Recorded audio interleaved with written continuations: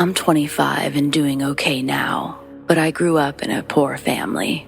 The kind of poor where my older brother had to drop out of school to help work. I was ashamed of where I lived, and I would do anything to hide it from my friends. If someone wanted to come over, I'd make up an excuse for why we needed to stay at their house instead, which obviously becomes more difficult the longer you try to pull it off. But in 8th grade, something happened that broke me of the habit for good. My best friend at the time was a kid named Jordan. His family wasn't rich, but to me, they seemed that way because they lived in a 2-story house in a really nice area, had 3 vehicles, and always wore name brand clothes. Then there was the biggest sign of them all, the one that screamed, "Hey, my family is successful." Jordan went to the doctor every time he got sick, and he went to the dentist multiple times a year. He even had braces for a while. Most of the kids in my neighborhood were lucky to even get their vaccinations. I stayed with Jordan every chance I got because his dad took us to fun places that mine could never afford, and restaurants I would otherwise never see the inside of. Anyway, you get the idea. Jordan had a much different lifestyle than myself, and I was jealous, but only until homecoming weekend of 8th grade year. That's when everything changed. I stayed with Jordan Friday night and most of Saturday without any issues. If I'd gone home that evening, everything would have been fine, but I desperately wanted to stay an extra night. We stayed up playing Halo long after his parents went to bed, and since we were known to sleep late into the afternoons, Jordan had a black blanket tacked over the window. No light got through that thing. To anyone on the outside, the house would look completely dark. Maybe if there had been a visible light, they would have waited for a different night. But I always torture myself with the what-ifs when reliving this night. It was 11 years ago, but I still remember it like it happened yesterday. Around 2 a.m., Jordan paused the game because he heard something downstairs. We listened for a few seconds, but quickly disregarded it. After a couple more minutes had passed, I heard something and paused the game. This time, we both heard something, but it was faint, and it happened so fast that we couldn't be sure. We later learned that one of the intruders knocked a picture frame off of a table, but Jordan didn't have any pets, so we didn't understand what it could possibly be unless his parents were awake. Then Jordan's phone buzzed with an angry text from his dad. He wanted to know what the hell we broke, why we were downstairs so late in the first place. We both read the message at the same time, and I'm sure my face looked just as horrified as Jordan's. His fingers raced over the keys as he explained that we were still in his room, that we thought they must have made the noise. The next message makes my blood run cold. My mind couldn't dance around the facts anymore. It's crazy how our brains fill in the blanks when we're in crisis mode. In reality, the text was filled with errors and missing words. Most people would need a second to decipher what the sender intended to say, but when it was discussed afterwards, Jordan and I both swore it was written perfectly. We had to read it again to believe differently, but we had no trouble understanding Miss Sheila was calling the police, and they wanted us to hide in the closet. We were both in a complete state of shock and sobbing softly as we crawled to the back of Jordan's walk-in closet. We each settled into one of the corners and pulled clothes down on top of ourselves. Then we waited for what was the longest 12 minutes of my life, until the police arrived. Of those 12 minutes, I have no clue how many passed before we heard Jordan's door open, and a woman's voice said, "It's not this one either."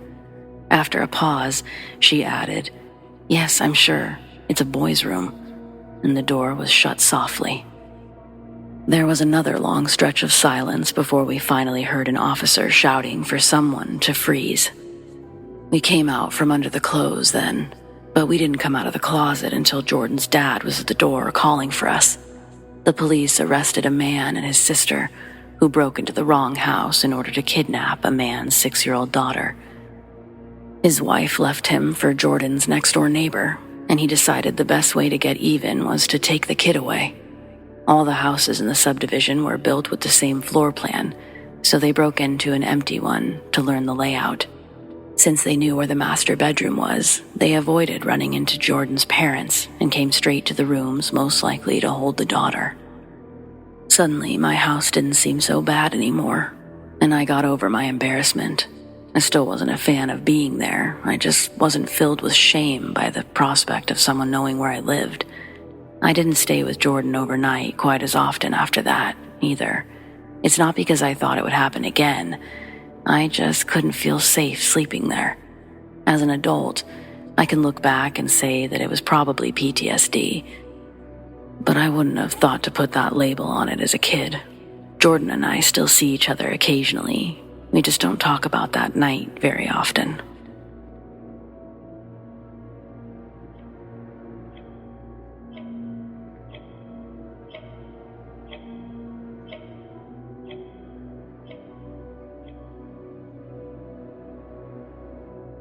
My name is Katherine. I'm 42, my husband is 45, and we live alone in a middle-class suburban neighborhood. There's nothing very interesting about us. He drives a UPS truck, and I'm an office manager. Even our fights are boring. Most of them are minor issues like his unwillingness to put the trash in the bin or my inability to clean my hair from the shower. But there's one topic that I've always been deadly serious about: locking the doors. When I was a teenager, a man broke into my aunt's house and strangled her. That's always really stuck with me. We never even open our windows, but I constantly recheck them, and I check the doors several times each night. I know I'm making myself sound neurotic, but I swear I'm only like this when it comes to home security. I've never suffered from anxiety or depression. I've always been painstakingly, mind-numbingly normal. I just like to feel safe in my own house. That's it. I'm not completely unreasonable or delusional. We've lived here since I was 25, and there's never been so much as a vandalized mailbox on our entire block. I fully understand I can overreact when it comes to this topic, and I'll be the first to apologize when I do. But I also don't think I'm asking for the moon, you know? I just wanted him to lock the damn doors. The problem is I usually go to bed earlier than my husband, and he'll sometimes go outside after I've gone to sleep. When he comes back in, he doesn't think to lock the door. He never had to in his childhood home, and never saw a reason to bother with ours either. I can't tell you how many times screaming matches have happened after I've woken up to find the door unlocked. And this was before it almost cost us our lives. It happened on Labor Day weekend. We had a nice block party on Saturday, probably drank a little more than we should. Then we went home, had a boringly normal evening, and went to bed early. The following morning was much the same. Everything was absolutely fine until that afternoon, when we heard Cindy Lincoln screaming bloody murder. We instinctively ran towards the sound, which seemed to be originating from just outside our house. When we got to our front door, my eyes automatically noticed that it had been left unlocked again, but I pushed my anger aside. There was a more pressing matter at hand. Miss Lincoln was actually in the yard next door, but we didn't see anything that could be causing her distress. We went to her at the same time as the neighbors on the opposite side, and several other heads started to poke out of their doors as well. Then we saw the broken glass on the front stoop, and soon, the whole street was gathered and working themselves into a panic. They didn't calm down until the police arrived. No one was eager to see the scene firsthand, but Cindy's husband was able to get most of her story before she was interviewed. She had originally walked straight to the back door where she often let herself inside to borrow, or in this case return, various kitchen supplies to Mrs. Anderson. Both women were in their 50s and very close friends.